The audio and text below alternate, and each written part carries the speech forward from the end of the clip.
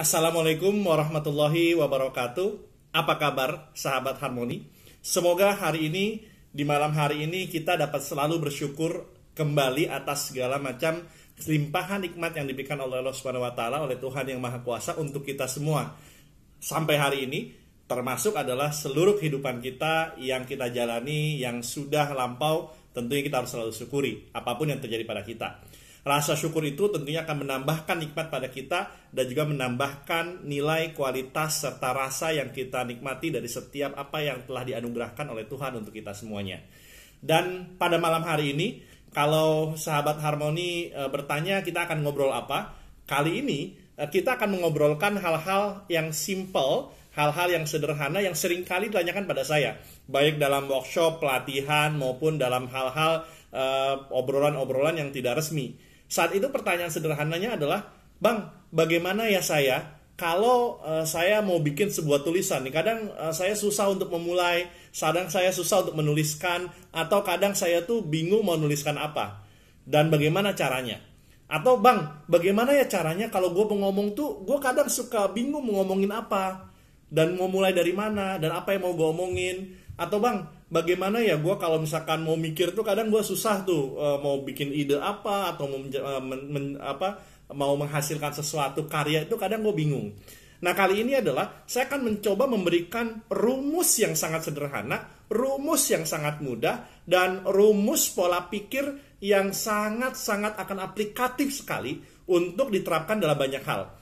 Untuk tulis-menulis, untuk bicara, termasuk kalau teman-teman mau berdiskusi, atau termasuk kalau kita mau bicara, saya bagaimana menaklukkan pelanggan nih, bagaimana saya mau berbincang dengan orang agar mudah dimengerti, termasuk juga bagaimana kita bertemu dengan seseorang atau memanfaatkan hal ini untuk banyak hal dalam kehidupan kita. Apa itu? Simple. 3C. Kalau kita bahasa Inggrisnya 3C, kalau bahasa Indonesianya 3K. Apa itu 3C atau 3K atau 3 jurus utama ini? Pertama adalah konteks. Kalau bahasa Indonesia kan pakai K, konteks. Kalau bahasa Inggris kan pakai C, konteks. Sama, artinya K atau C. Yang kedua adalah konten. Kalau bahasa Inggris konten, kalau kita juga bahasa Indonesia konten. Kalau bahasa Inggris pakai C, kalau bahasa Indonesia pakai K. Lalu apa lagi? Yang ketiga adalah conclusion atau kesimpulan, C atau K. Jadi yang pertama apa? Konteks, konten, dan kesimpulan atau conclusion. 3 hal itu. Oke, sekarang kita misalkan mau menulis apa nih?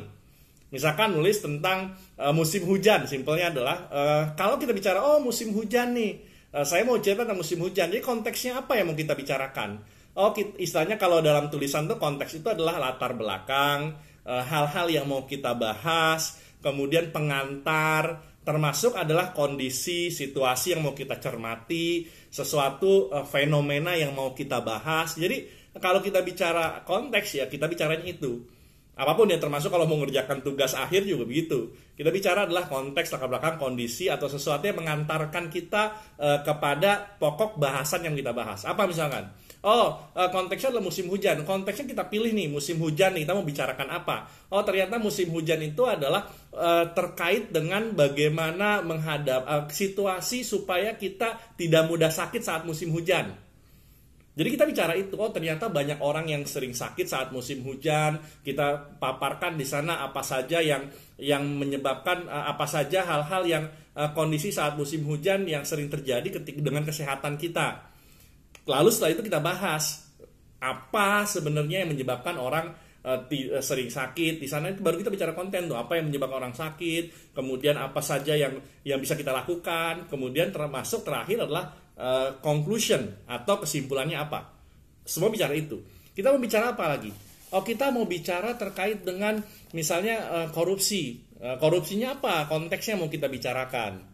Atau kita mau bicara tentang ekonomi. Ekonomi itu konteksnya apa yang dibicarakan? Ternyata bagaimana ekonomi itu banyak orang kesulitan ekonomi masa pandemi. Banyak kesulitan usaha masa pandemi. Kita tentukan satu, banyak orang kesulitan ekonomi atau kesulitan usaha saat pandemi. Apa saja yang mereka yang terjadi pada mereka saat itu yang mau kita cermati. Ternyata banyak usaha yang bangkrut.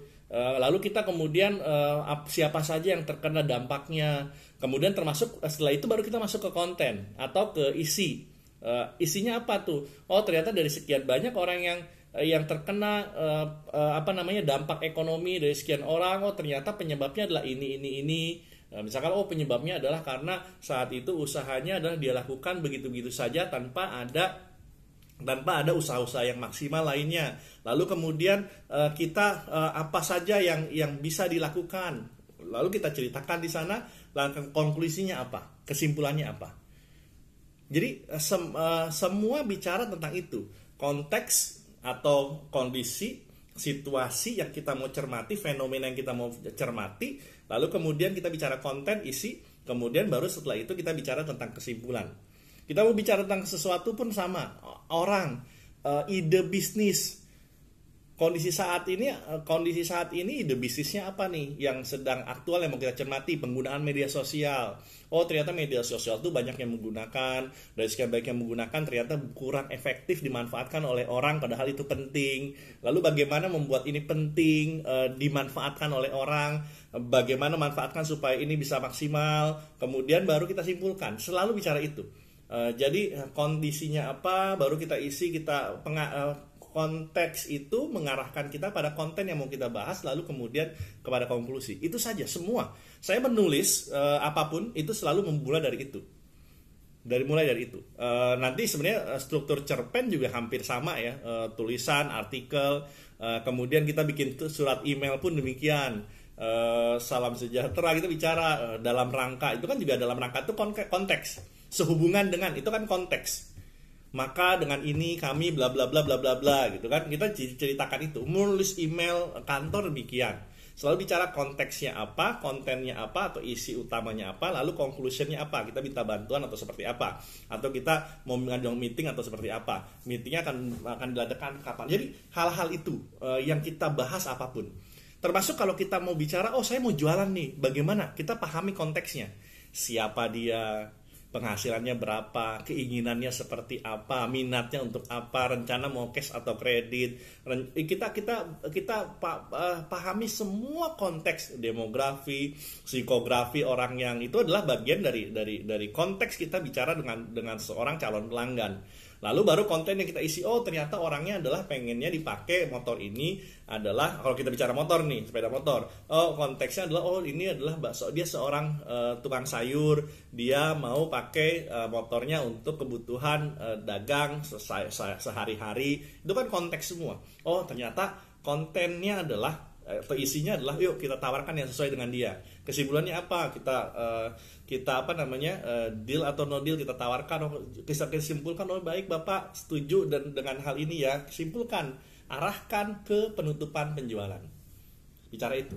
Asuransi sama, jualan asuransi juga sama, konteksnya apa? Tentang kesehatan dulu, tentang betapa pentingnya kita punya investasi, berapa pentingnya kita punya penjagaan, banyak orang kondisi sakit, kemudian dia tidak juga saat masa tuanya tidak punya uang. Selalu bicara tentang konteks, baru kontennya apa? Tentang asuransi, baru konklusinya apa? Mengarahkan kepada deal berikutnya. Apapun itu, semua bicara adalah konteks, konten, konklusi atau kesimpulan. 3C atau 3K.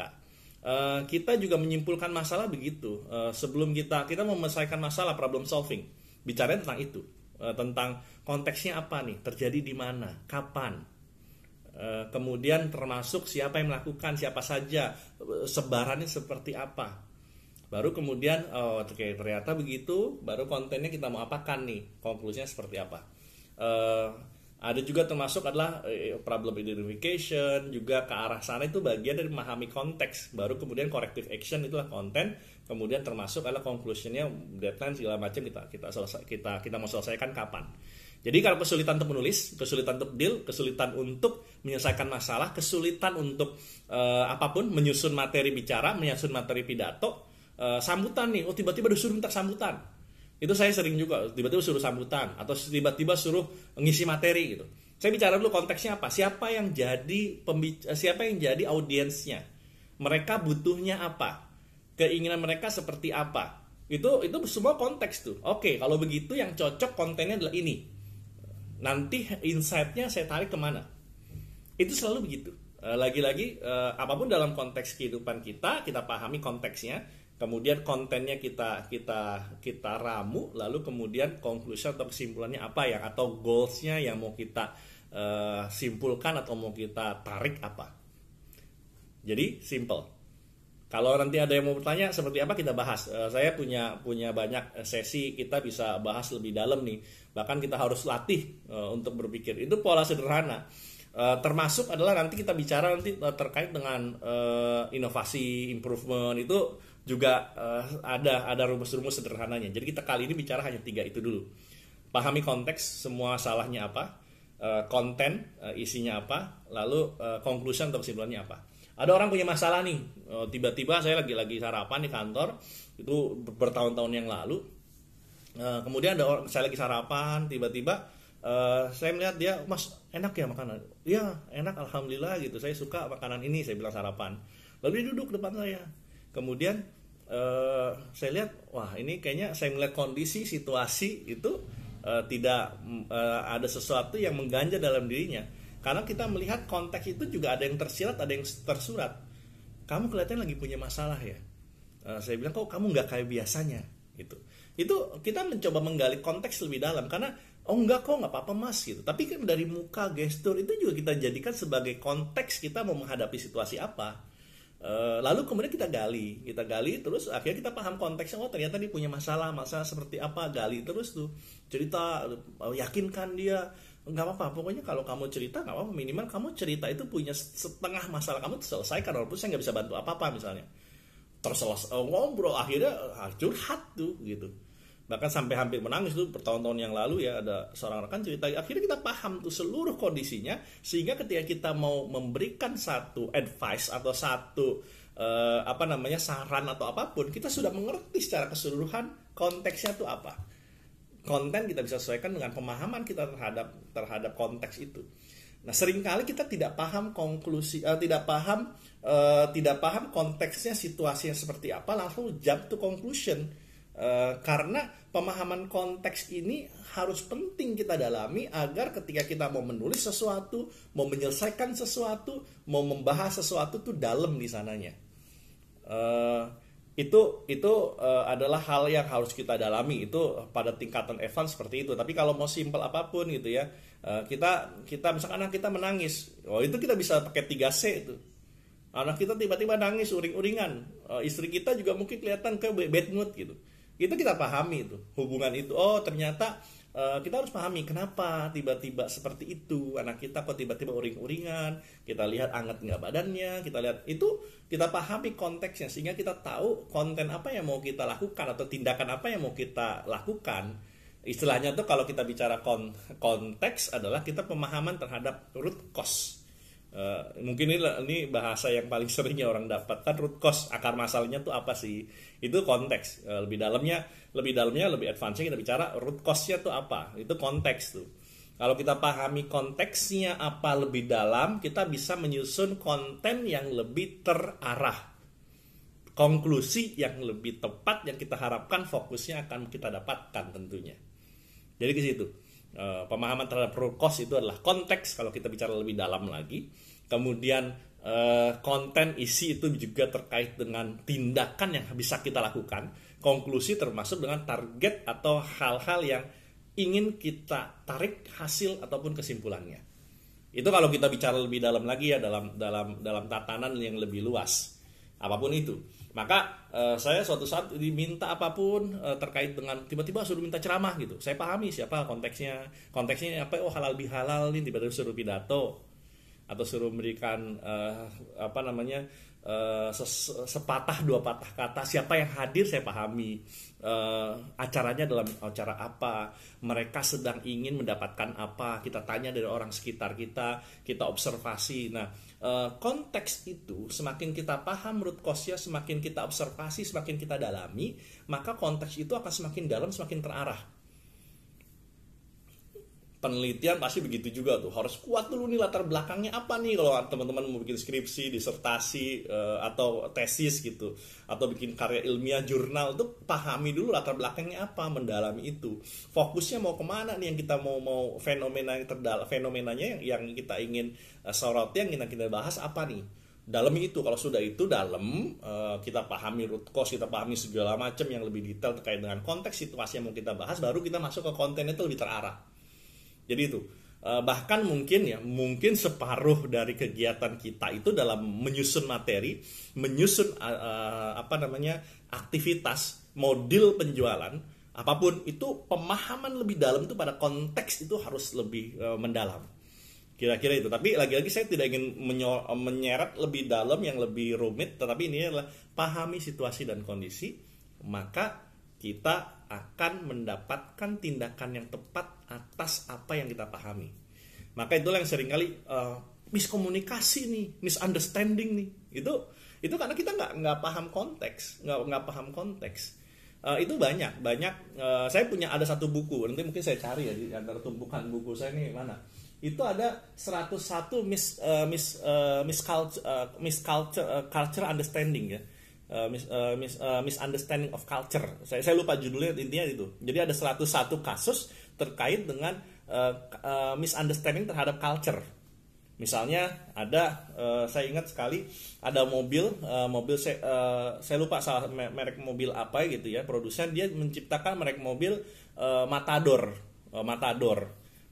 Itu merek tipe mobil Matador gitu ya, brand kalau kita misalkan katakanlah Honda Scoopy, Honda PCX ya.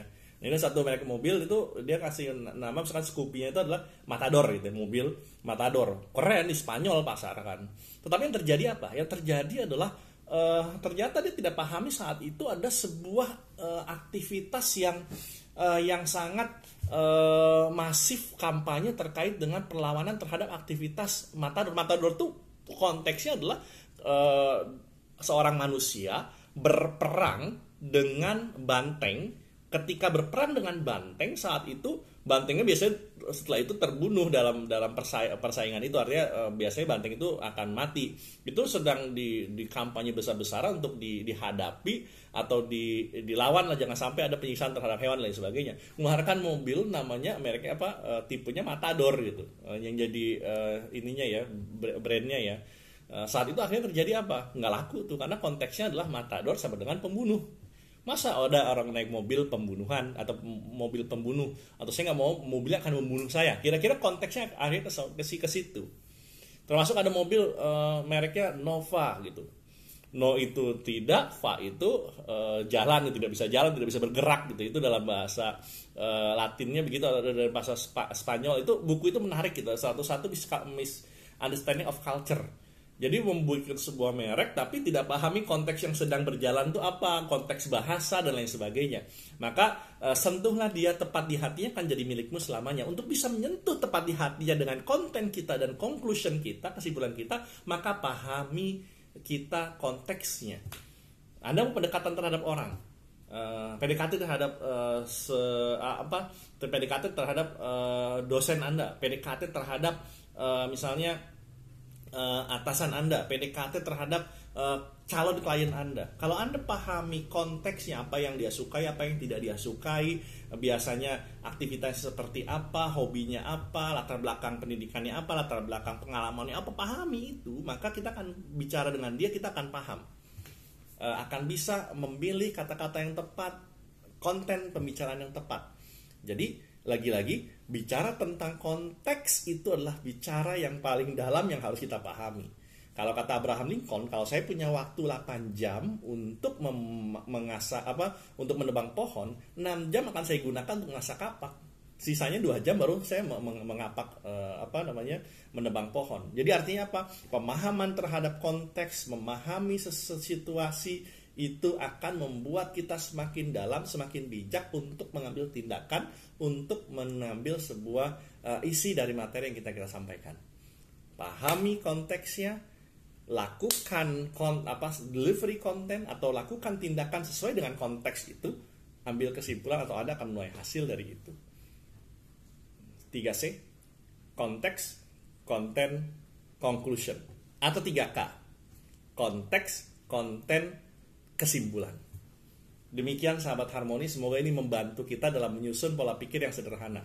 Apapun itu ya, situasi kondisi apapun. Nanti bisa di kolom komentar, Anda bisa komentar, saya punya problem ini, bisakah saya selesaikan dengan 3C 3K, atau Anda boleh kontak saya, menghubungi saya, nanti balik dengan konteks ya, gitu, kontak gitu ya, atau hubungi saya, DM saya via Instagram saya @abdulatifku di Instagram.